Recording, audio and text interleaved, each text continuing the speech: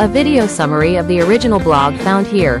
https://bmidoctors.com/ The link between sertraline and weight gain expert-backed insights. We all want to feel better when facing depression or anxiety. That's why many of us turn to medicines like sertraline. But there's a question we often ask: will it make us gain weight? Sertraline, also known as Zoloft, is one of the most common antidepressants. It belongs to a group called SSRIs, and millions of people around the world take it every day. For many of us, sertraline brings real relief. It lifts our mood, calms our fears, and helps daily life feel manageable. But side effects are always on our minds. Weight gain is one of the biggest concerns. It might sound small compared to mental health struggles, but how we feel in our bodies matters too. Doctors and researchers have studied this for years. Some people gain weight while on sertraline. Others notice no change, or even lose a few pounds. So, why the difference? It comes down to age, lifestyle, health history, and even genetics. What happens to one person may not happen to another.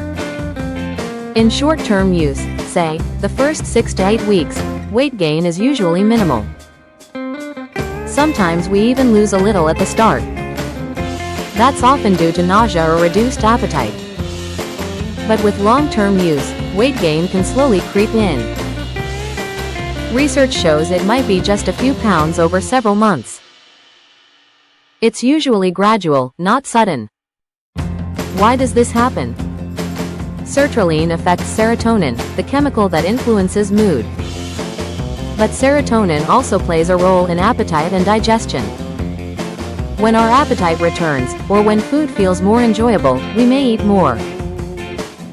Feeling better emotionally can also mean eating socially or for comfort. And less activity during tough times can add to the effect. But not everyone is at the same risk. Older adults, women, and people with certain health conditions may be more likely to gain weight. Family history and lifestyle play a role too. Here's the good news: weight gain is usually small. On average, studies show about 2 to 5 pounds after several months.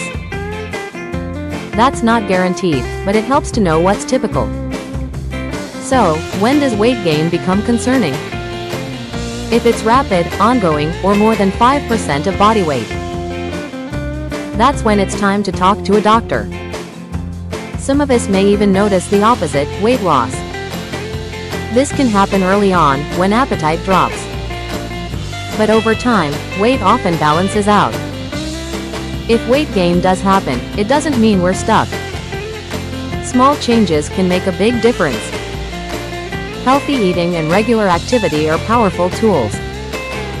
Think more vegetables, fruits, and whole grains. Add 30 minutes of movement most days. Even simple walks count. Tracking habits can help too. Writing down meals or noticing when we eat for comfort can reveal patterns. Awareness is the first step toward change. Emotional support matters as well. Therapy or counseling can help us manage stress without turning to food. And support groups remind us we're not alone.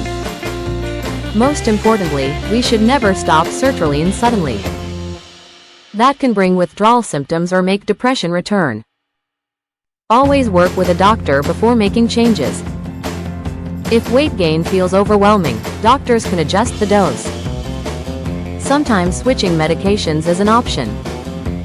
And in certain cases, extra treatments can help balance things out. Compared to other antidepressants, sertraline has a medium risk for weight gain.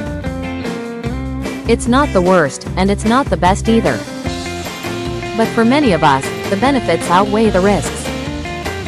Sertraline helps millions of people feel better. Weight changes can happen, but with awareness and support, we can manage both our mental and physical health.